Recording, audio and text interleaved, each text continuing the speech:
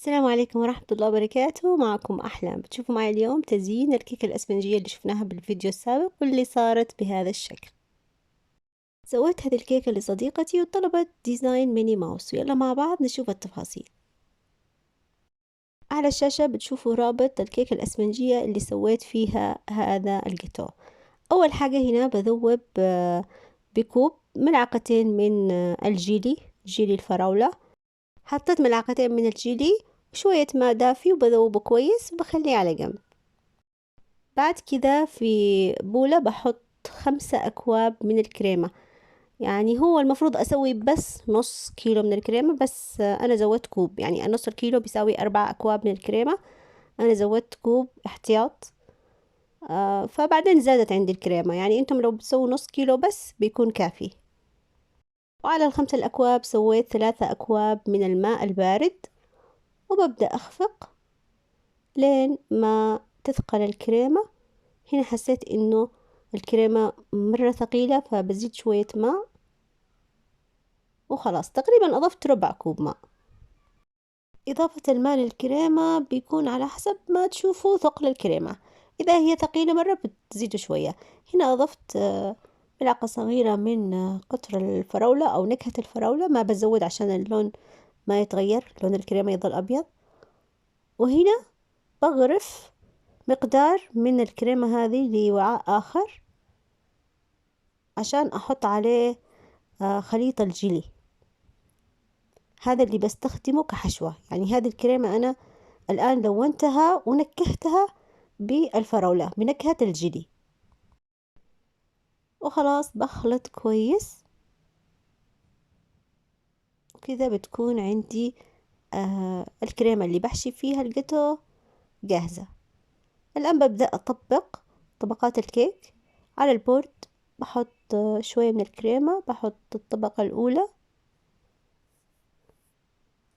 بعد كذا بشربها بمشروب غازي وبحط من الكريمة، بحط الطبقة الثانية. طبعا الطبقة الثانية هذه حق واحد من القدور، ممكن انتم تقصوا هذا القاع، يعني قاع الكيكة، بس انا ما قصيته، ما احب اتخلص من قطع كثيرة من الكيك.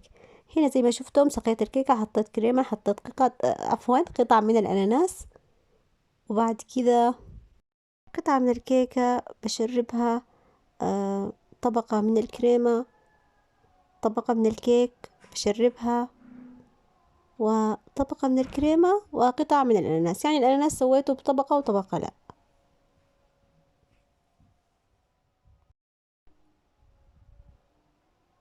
وآخر شي هذه الطبقة بسقيها كويس، وبالمملس اللي كنت استخدمه كذا بملس أطراف الكيك بالكريمة اللي طالعة من الطبقات، وبعد كذا بستخدم هذا المملس.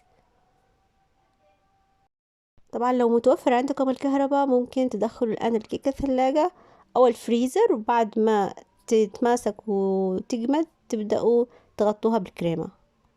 أنا على طول الآن بغطي الكيكة كلها بالكريمة باستخدام كيس الحلواني.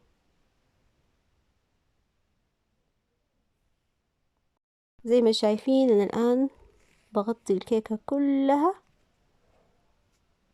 خلاص الآن وصلت لأعلى الكيكة، سطح الكيكة بصب عليه الكريمة الصب، وببدأ أملس زي ما شايفين.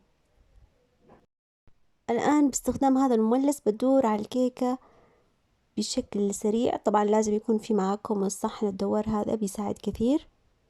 خلاص بيطلع شكل الكيكة أملس وحلو. إذا لقيتم فكوات زي كذا عبوها بالكريمة، وبعد كذا ارجعوا بنفس المملس دورة كاملة، خلاص يصير شكلها أملس وناعم وما فيش فتافيت كيك ولا شيء. يعني استخدام كيس الحلواني بتغطية الكيكة بيسهل كثير وبيساعد كثير وبيختصر وقت كثير.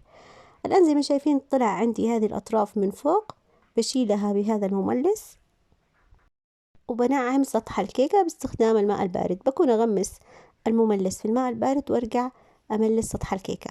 بتلاحظوا انه بعدين طلعت عندي الأطراف هذه من يعني من أطراف الكيكة، صار في حواف من أطراف الكيكة، فبرجع بنفس المملس أعمل دورة كاملة، وزي ما شايفين معناه إنه في كريمة زايدة. الآن بالمملس الصغير هذا بشيل الأطراف هذه اللي فوق، وبرجع أملس بالماء البارد مرة ثانية. يعني هو التمليس يحتاج صبر وطولة بال. زي ما شايفين كده صار شكلها مقبول خلاص وناعم.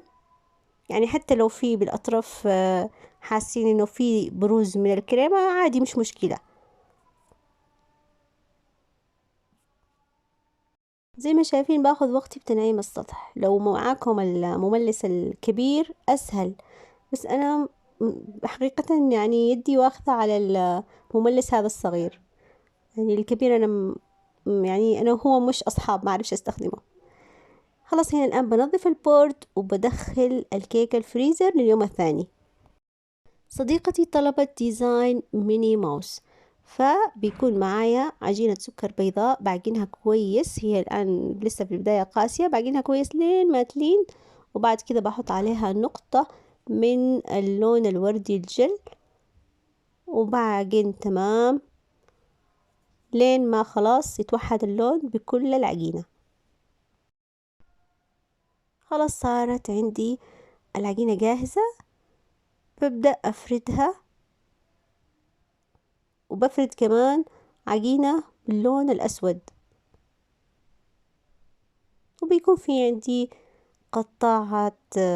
يعني هذه القطاعة الدائرة، بس طبعا ما فيش أصغر من هذه الدائرة، فاستخدمت الأقماع العادية، أقماع الكريمة. الآن سويت هذا الحجم، بسوي حجم أصغر وأصغر، 3 أحجام. هذه القطاعة والأقماع اللي استخدمتها. خلاص الآن برصهم وأحطهم على جنب.